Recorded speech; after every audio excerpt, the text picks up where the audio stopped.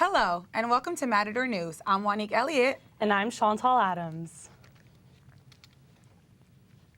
California's fleet of firefighting air tankers is now grounded until deemed safe by officials.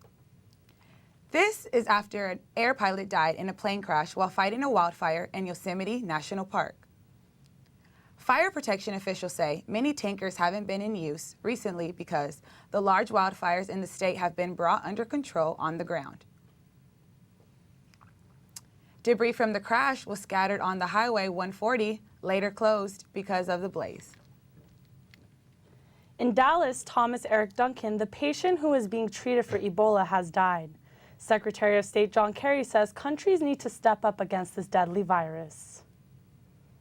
There are additional needs that have to be met in order for the global community to be able to properly respond to this challenge and to make sure that we protect people in all of our countries.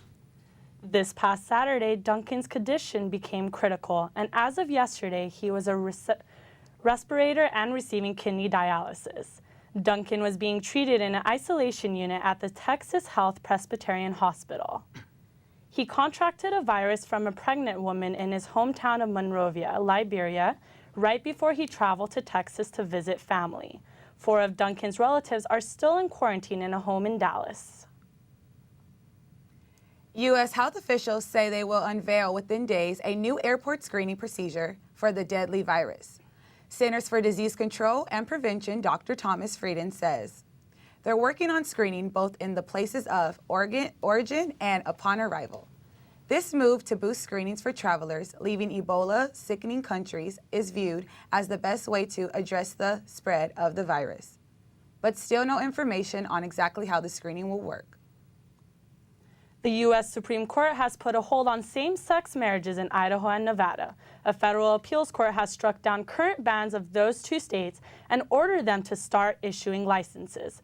But this morning, Supreme Court Justice Anthony Kennedy issued a 1-page order halting same-sex marriage. That followed a stay request made by Idaho state officials. The second blood moon of the year started this morning at 3 and lasted until 4. The series of blood moon is occurring in roughly 6-month intervals. NASA says there are about 2 lunar eclipses per year. April 4th, 2015 is the next appearance. The last will appear on September 28th, 2015. NASA is spending $50 million to find more information on sustainable life. The funding will be split among 7 teams of researchers. Each group will receive $8 million to conduct a 5-year study on the origins and evolutions of life on Earth and the universe. NASA's JPL in Pasadena will study how life can survive in Earth's ice regions and moons.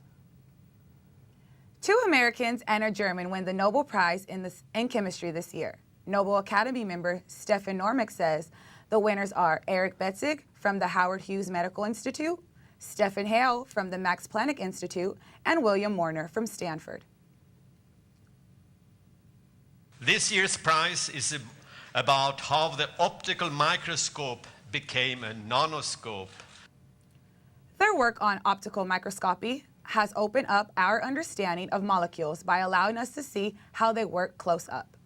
Now over to Kourtney Williams with entertainment. Thank you, Chantal.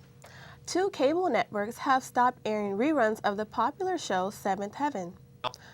This after allegations that Stephen Collins, who played the loving father in the show, molested 3 young girls. Collins has also lost his role in the movie Ted 2 and resigned from the SAG-AFTRA. Prosecutors in New York are still investigating and are going to decide if charges will be pursued.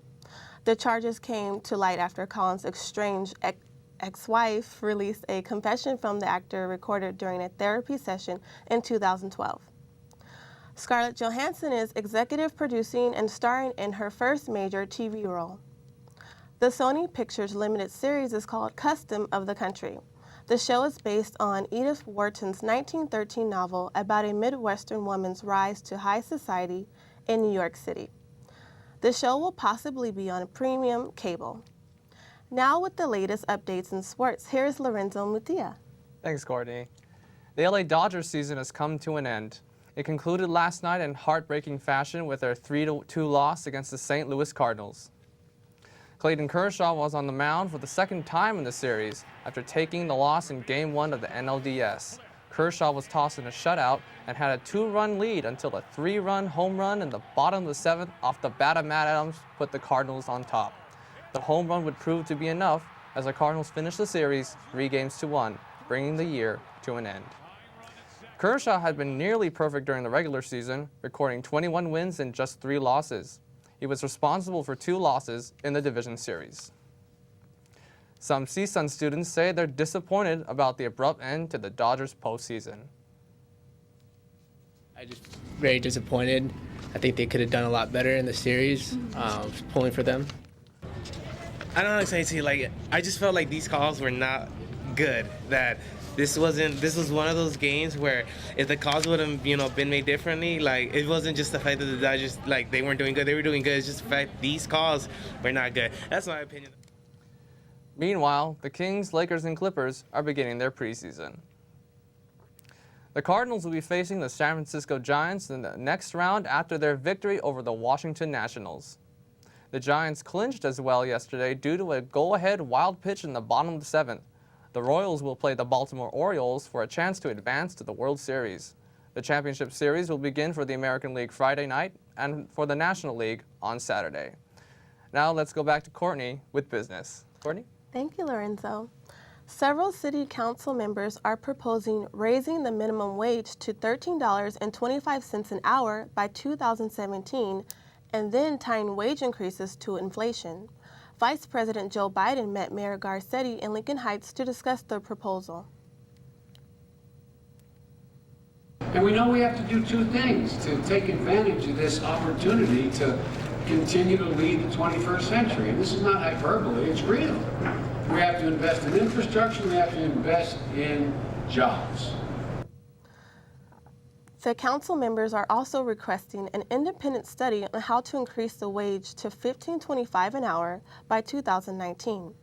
The LA Area Chamber of Commerce is calling for a significant, substantial, and independent study to look into the impact of such increases. 1,000 Starbucks employees will start classes next week at Arizona State University. The company announced it will pay employees to complete their bachelor's degree online at the university.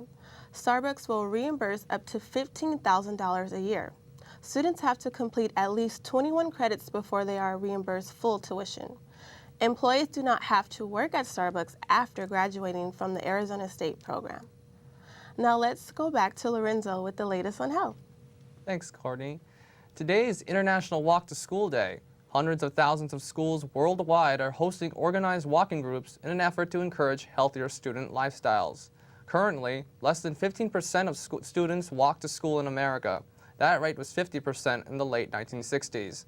According to Safe Routes to School National Partnership, half of school trips are less than half of a mile, and car trips to school make up to 10 to 14% of traffic. Americans are living longer. That's according to the Centers for Disease Control. The report looked at deaths in 2012 and found that a child born that year has a life expectancy of 78.8 years, a record high. People aged 65 in 2012 can expect to live 17 to 20 more years. Deaths from heart disease and cancer, among other diseases, have dropped. The suicide rate, however, rose 2.4% to its highest rate in 25 years.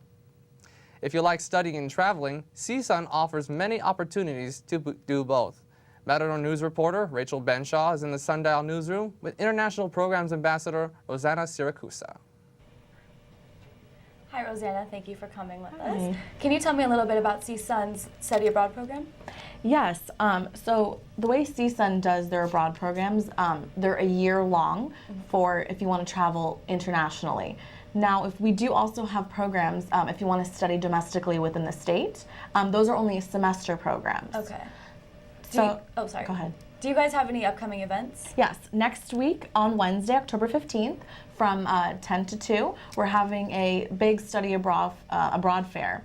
Now, it's also going to have, we're going to have, CSUN ambassadors there, like myself, talking to students who want to study abroad, and then do it through CSUN. And then we're also having over like 25 different organizations there for students who want to use outside organizations because they don't want to do a year-long program. Okay.